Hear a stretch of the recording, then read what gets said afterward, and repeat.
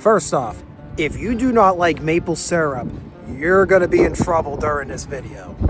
On this edition of Retracing History, we've come to Somerset County, Pennsylvania to explore the history behind its maple industry. Somerset County is one of the largest producers of maple syrup by county, not just in Pennsylvania, but in the United States of America. So we're going to dive into its story, and let me tell you something. It's going to be a very tasty story. Yes, because maple syrup and maple sugar is awesome.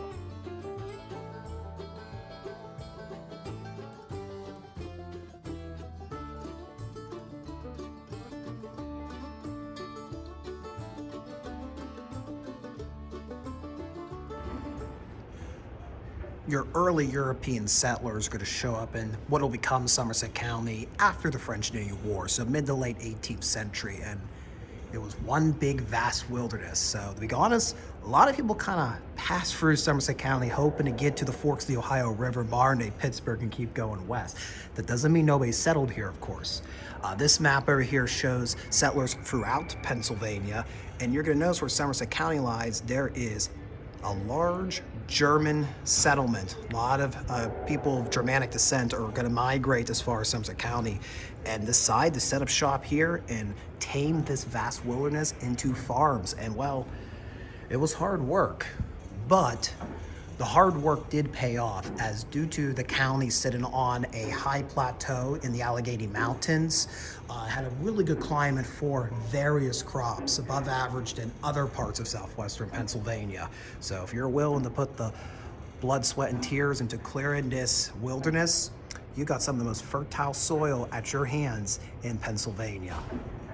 Being heavily forested when a lot of these settlers arrive where Somerset County will be in the late 18th century, you're going to expect a lot of hardware to tame that wilderness. So you're seeing all sorts of felling axes. What I find really interesting, we have a pocket anvil here. It says here on the description, the farmer sharpened the blade of the scythe with a small pocket anvil called a dengelstock by the Germans. It was carried into the field and fastened to a log or stump at the edge of the field and handy for frequent sharpening. So in case when they're out there taming their early crops, their scythes or other instruments go dull, they had an anvil in their pockets. Wow. Always prepared. The main reason for our trip is, well, to dive into the history of maple sugar in Somerset County, Pennsylvania. Of course, they're going to have an exhibit on it here in the Somerset Historical Center. And why Somerset County? Why does Somerset County have such a big prominence in the maple making business in the United States of America? Well, it comes back to location, location, location. Being on a high plateau, ideal climate for large quantities of trees, particularly maple trees. And people really got into tapping trees to make maple products because the time it was most ripe to tap is in late winter, early springtime, when there's no real cash crop to grow at the point. So this allowed a lot of farmers to make profit during their down season in the winter and early spring. So it became the winter, early spring cash crop.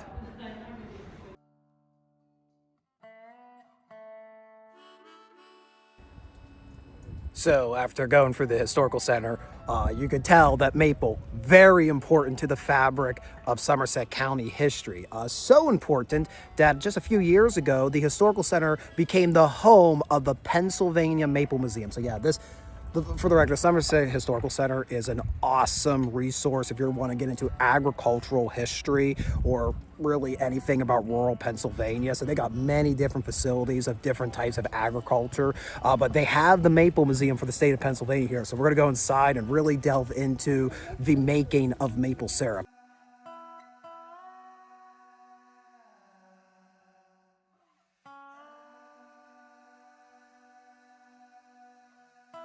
So when you're making maple syrup, maple products, you need to tap the tree to let the sap run out. And sap runs when you have warm thawing days, freezing cold nights.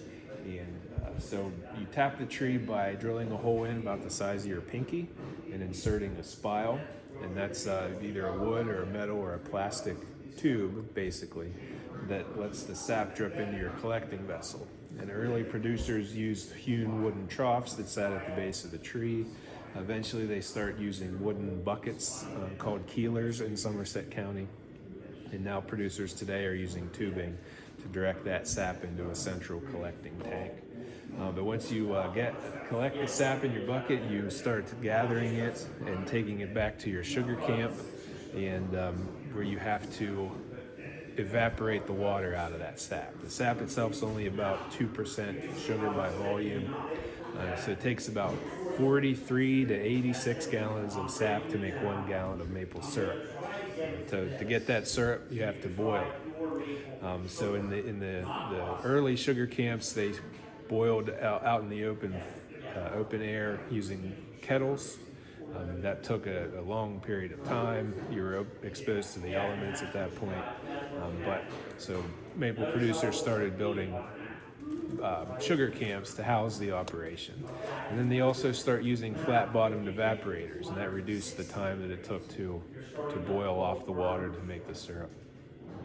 And so they've always been trying to reduce the fuel needed, reduce the time needed to make syrup from the maple sap. So now today a lot of producers are using reverse osmosis to concentrate that sap, reduce the boiling time. But in 1860, people weren't eating maple products in the form of syrup like we do today. So a lot of producers further processed that syrup into maple crumb sugar. And that was a dry sugar. You could pack it into crates and barrels, ship it to market, put it in molds, and people would buy brick-sized lumps of sugar, and that would be their portion that they used to bake, to flavor their food, sweeten.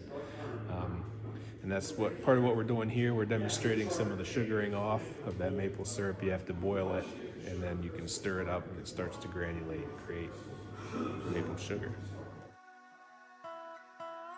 So much of the process of converting the maple sap in boiling water and making it into, well, maple syrup was a very long process of boiling over kettle on a hot fire.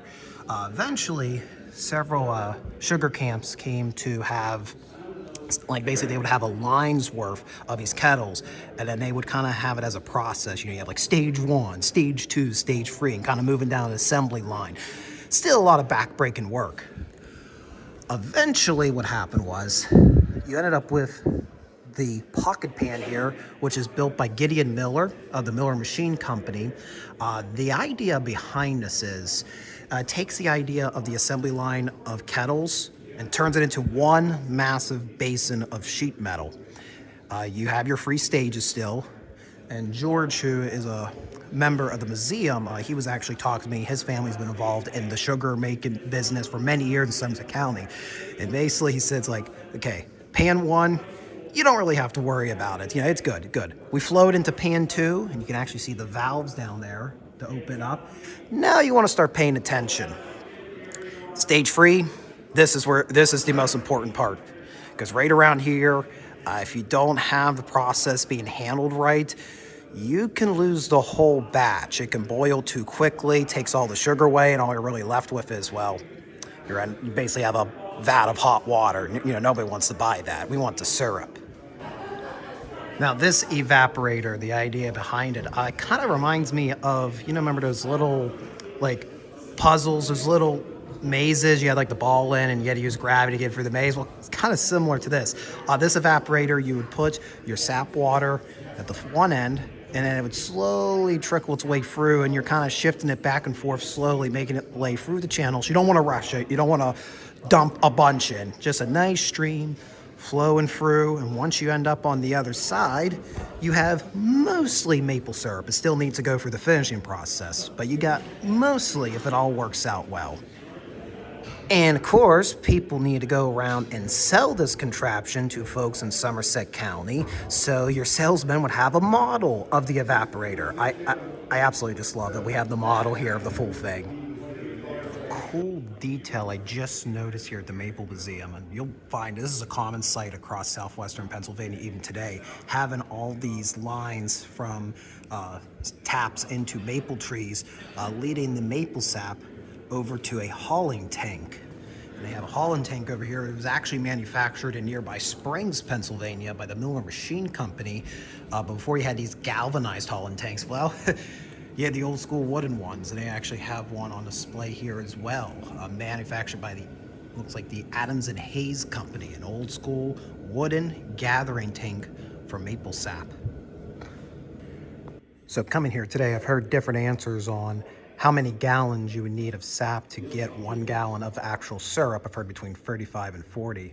This exhibit actually gives a pretty nifty answer of the buckets necessary to get syrup, and that is 40 free gallons of maple sap just to get 1 gallon of that pure maple syrup.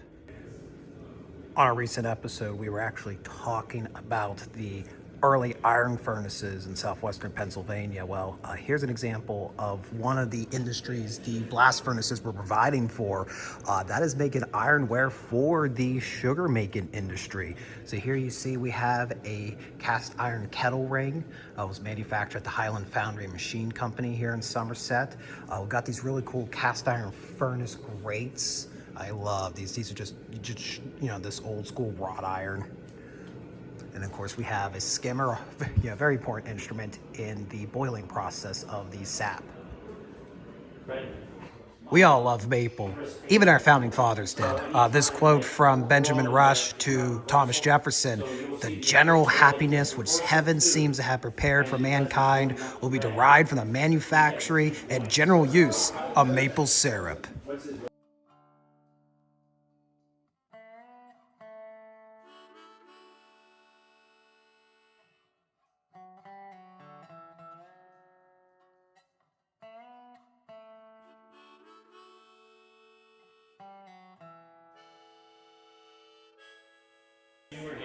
So I asked Mr. Miller, what's the story of this general store display? And this was Charlie Baltzer's General Store. It was built around 1875, located in Shanksville, Pennsylvania. And for those that are familiar with the channel or just in general with American history, you probably recognize Shanksville as being the nearby location of Flight 93. There were about 3 different general stores in Shanksville at one point. And really this display has pieces of many different general stores in Somerset County, but most of it, the shelving units, display cases, that all comes from Baltzer's old general store. There's just, I want all these shelves. I want these shelves for the history room I will have one day, you know, alongside the train room I'll have one day, alongside the movie collecting room. You get my idea. I'm always a nerd for old school general store merchandise. Here's one here. Dr. Warder's Coraline Health Corset, awarded highest medals at Paris Exhibition, Inventors Exposition of London, America's Institute Fair, Expositions of New Orleans, Louisiana, etc., etc. Just want to shout out Old School Cheese Cutter. Looks like from a general store in Castleman, Pennsylvania. And inside Baltzer's General Store, we of course have old maple syrup jars. Yes, you expect the tin jars are going to be in here eventually. And it kind of shows here the evolution to some more decorative tins for maple syrup that were produced here in Somerset County.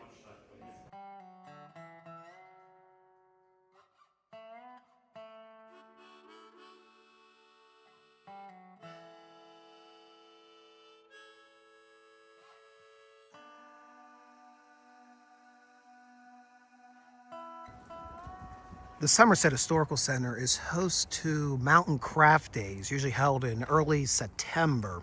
And all these buildings during the festival have numerous tradesmen demonstrating their craft for the public. In the, I guess you want to say, festival grounds, they actually have a reconstructed maple syrup camp around the 1860s. And some of the equipment here, I was just talking with one of the members here of the museum, is actually from original sugar camps in Somerset County. So we're going to pop inside. And it's really nice getting to see kind of all the pieces come together, you know, really get to see the layout. The Maple Museum is fantastic, but they kind of have each process isolated its own display, so it's kind of hard to see how it all be in one room. This brings it all to life. So here you got the keelers that would have been full of your sugar water that's been tapped out of your maple trees. Then they would have been put into this big collecting tank. Now, the gentleman I was talking to, he made mention that whoever was using this must have tarred the interior, have done something to line it, because this is hemlock wood, and yeah, a lot of knots that have fallen out over the years, and even before that, knots themselves would have leaked. So, but this came off of an original sugar camp, from at least what I was told.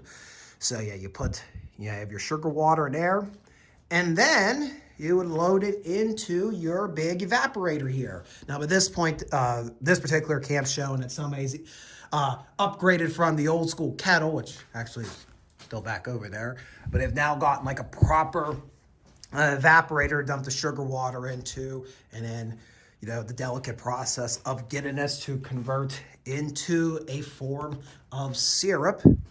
And once the time comes, you can remove it from the evaporator. I mean, and you'd have to remember, they're doing this by hand. You know, they're taking this out by hand. You can see the skimmers and other spoons that would have been used, other ladles that have been used. I know there's technical terms for them, but ladles, they're using these forms of ladles, take them from the evaporator. And then this is the finishing bucket over here. This crane also came from an original sugar camp. Look at the notch work. This is a piece of artwork right here. Gotta love old 19th, 20th century woodworking. They don't make them like they used to. And this would have held the finishing bucket where you would end up with your maple syrup. And eventually that would have to go for several more boiling processes to eventually get what they really wanted in the 19th century. Not the syrup, they wanted maple sugar.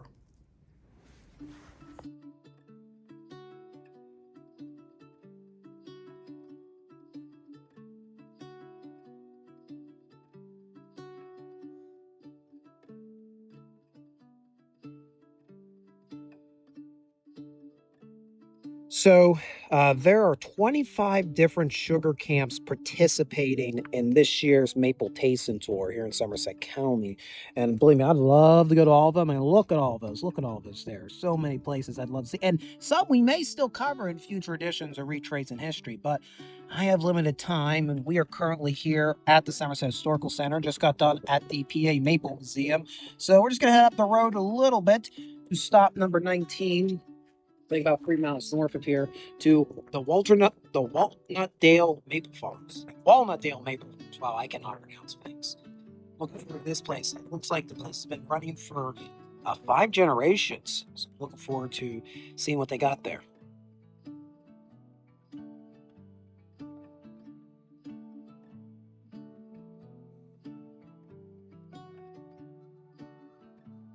My grandfather bought this farm in 1927, I believe, right before the Great Depression.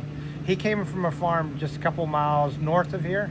He could always see the red roof of the house, he said, down here at the neighbors, and he wanted that farm. He just thought it was picturesque. So he had a couple younger brothers, thought, I need to get out of here. They're still going to farm. He came and bought this farm, struggled through the Great Depression. Ironically, his brothers went off to World War II, got drafted, and never came back to farming. So he could have stayed at home, but he came to this farm. He was always into making maple syrup. He did it when he was a kid. When he came here, there was no setup for that, so he did it at a co-op. We say co-op now. It was just him and another neighbor had got together to buy an evaporator back then. They originally did it in kettles, but they wanted to move up. They wanted an evaporator. To buy an evaporator back then was expensive, which we would probably laugh at how cheap it was, but it was expensive to them. So they went together, they did it. He did it down in the area that Camp Sequinota is on now. That would be a little bit northwest of Jennerstown.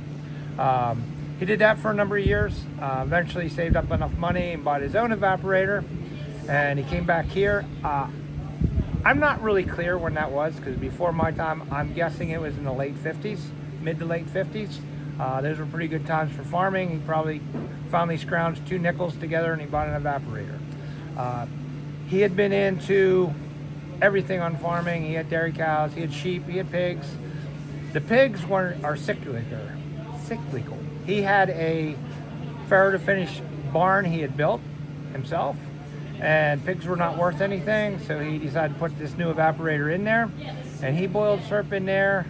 And he was boiling syrup in there when I was a little kid, and I was born in 1965. So we boiled in there, probably did almost as many taps as we do now, roughly 1,200 at the time, all on buckets, all gathered by hand and hauled in and boiled there in that camp. And my brother kind of caught the bug, and he built the camp we're standing next to in 1998. And this was built to be much more modern. So we have an RO machine that's pulling a lot of the sugar content up before you even boil it. There's a very large, elaborate evaporator here, forced air, kind of like an outdoor furnace. So it's forcing air in around the fire to get the maximum efficiency and yield out of it, because we are burning wood. And the wood mostly comes from down trees on the property. This home farm is 190 acres. We farm between 300 and 400 acres, so there's some fence row stuff that falls down on other properties. All that comes here to be burned for firewood. My brother passed away, ironically, doing maple stuff. He was clearing down trees in the forest, was injured in a logging accident, and he passed away. We were down for 1 year. In all that time, we were down for 1 year. Nobody had the heart for that first year. And then my son-in-law Nathan said, I want to try it. And so we've all rallied around him, and he's in here boiling right now and continuing the tradition into the 2000s and beyond. If it was still floating high, I'd add more, thin it down, but we're right at syrup, so we're going to put DE in, which is just diatomaceous earth. It's a filtering agent.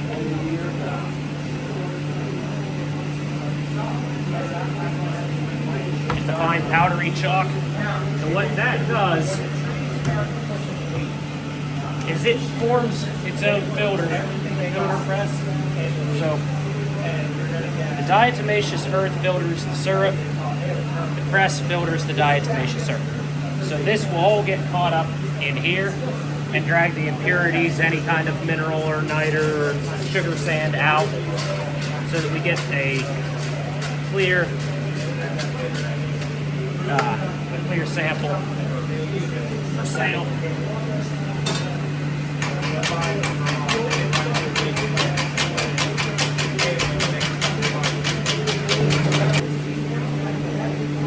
So you can kind of see in there now. I mean, if you actually look up through it, see how crystal clear it is? Oh, yeah.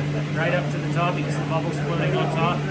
So that's why we run it through filter press, so you get that absolute clear sample clarity. So when you walk up to one of these in our woods, we're looking for old holes. There's one there, I think. You don't want to be within. These guys haven't been tapped because it doesn't fit into our tubing rotation. Our main woods is back over that garage there, the trees you see on the horizon. And that's all in tubing, it's all under vacuum. But here, these used to be tapped. Mary and I remember doing this, walking around with buckets and gutter all the way up this road. All these maple trees up here were all tapped. To climb up that hillside, that Yeah, was tough. falling off the banks, and you'd score them. You know, when the fall came, like a 10 is if you managed to fall and get both buckets of water you're carrying on you. That's a 10. If you just fall and hurt yourself, that's 3. It's not real high good. So anyhow, where's my helper? You gonna come help me drill this? Come help drill. I've established that I've got no old holes here because I want to try to find a fresh area. I'll put that on there. And you want to push with one hand and turn with this one. I'll tell you what, you're kind of small. You stand here and you crank this. And I'll do the pushing. And you can imagine going to the woods with one of these and doing a couple hundred holes. Well, I don't have a maple syrup. You don't? Well, I'm talking about the old timer guys when this was their best weapon. Kind of hard though, isn't it? Yeah. All right. We don't do it like this anymore. We use a power drill. Yeah, we use In and electric out. drill. We're done. And you'll be happy to note that I do not need to run this entire bit into the tree because only the outside bark is actually alive. So I just need a hole that's maybe an inch, inch and a half. I'm gonna pull that sawdust back out with my. This is a spile. I always look to make sure there's a hole in it. Yeah, is there Yeah, it's already started. you guys want to try it? It's going to come out of the spile. You can catch Right. some on your Take your finger and hammer. taste it. See if you can hit that. Oh, maybe I can do it because I see you have a dinosaur problem. Yeah, I don't want to lose it in the mud. So you hear the tap, tap, tap. And then when I get into the tree trunk, you can hear it gets a little deeper. When we talk about tapping, that's what we're referring to. Go up and get a. So there's some sawdust coming out now, but it'll come clear here in a second. And you can Go ahead, taste you it. can taste this. It's a little sweet. It's good to eat. Done, buddy. It's a little sweet. So that'll be 1, maybe 2%. I'm thinking these are probably 2, but red Which maples is not much. are It takes a not. lot of boiling to make that into Yeah. actual syrup. So the rule of thumb on these trees, if I can get my arms around it, it's a 1 tap tree. I can't get my arms around this. Probably we would have hung 2 buckets on this. Definitely in tubing, we'd never go more than 2 on 2. We don't have anything that's more than 2. We might have some really monster fence row trees that have 3, We don't. but it's rare. Tubing, you don't need it. Wow, that is really running. And your Now, you wanna dad help said me? it's coming in back in the So the buckets go on, they hang on that little hook there. And these boughs, I mean, they're steel, they're big, they're heavy, and that was because they gotta hold this bucket up. This is not light when that's full of water. The plastic spouts we're using with they're light, they're a lot smaller, so they're not making as big of a damage to the tree. And the tree, when it has these steel ones in, it knows day one something is in me, and they're starting to heal themselves shut. So it kind of shortens your season to some extent when you're on steel taps.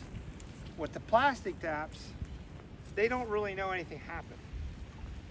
So we got a couple months before the tree even starts to heal itself. But it is amazing when we pull them, you go back a week later, they're hard to already see. got a real nice scar. They're healing up And really when you quick. go to tap the next year, it's really hard to find the last It's year. hard to find them, yeah. That is Then I got a lid. Dinosaur is going in my hand and now And I always ask everybody, why do you think we use lids? Keep the bugs out. Keep the bugs out. Keep the squirrels out. Keep the chipmunks out. Keep the leaves out. No. Keep the rain and the snow out because that's more stuff we've got to boil. Boil If away. you have a bad rainstorm or a snowstorm, you could get half a bucket of water that you have to boil. Now squirrels, maple producers don't care. Chuck it in the woods. Why not? Chipmunks are the ones that really go in there. But yeah, you're not really gonna stop bugs. I don't care what you use. Now the tubing, we don't get bugs, do we, Mary? No, Because everything is sealed unless we have a big from the beginning to the end. We used to Chipmunks wreak run. havoc on the tubing though, right? We Squirrels. have samples. You'll see when you go into camp. The guys are walking you around. Of we kept samples to show what the squirrels Yeah. destroy. We have to go out and fix it. But some of them just Do you hear that? yummy. That tree is ping, running. ping, ping. Yeah. So this is the final stage of how we get the sugar. Yep. So for maple syrup, it's just boiling it down. Then we pour it into the pan after it reaches about 246 degrees Fahrenheit. And then from there we agitate it with a spatula there. And then as we're kind of stirring it up, it dries out and you get the tiny little sugar crystals. Pretty professional.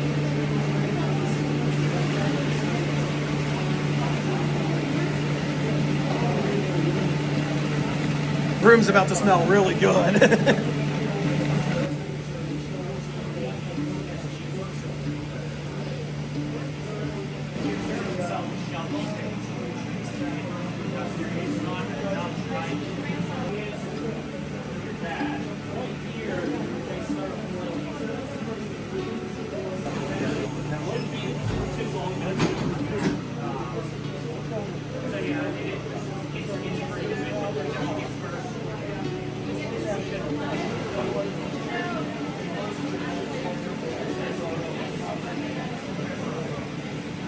All right, very different perspective, I know, but I need to wrap up this video. I've been out all day documenting the maple industry, the history of the maple business in Somerset County, Pennsylvania.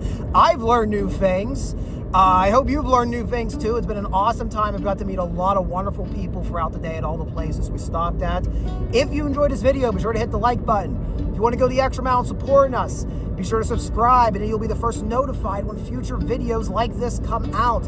And if you want to go the extra distance in supporting us, we do have a Ko-fi page. Links in the description below. For a small monthly fee, you can join the Garrison. That is our monthly membership program. Garrison members get behind the scenes images and footage, get access to select scripts from videos, and there'll be a few other bonuses I'll be adding throughout the year. Thank you guys for watching. Thanks especially for all the folks that took part in this video, took the time out of their busy day for interviews, and we'll see you next time.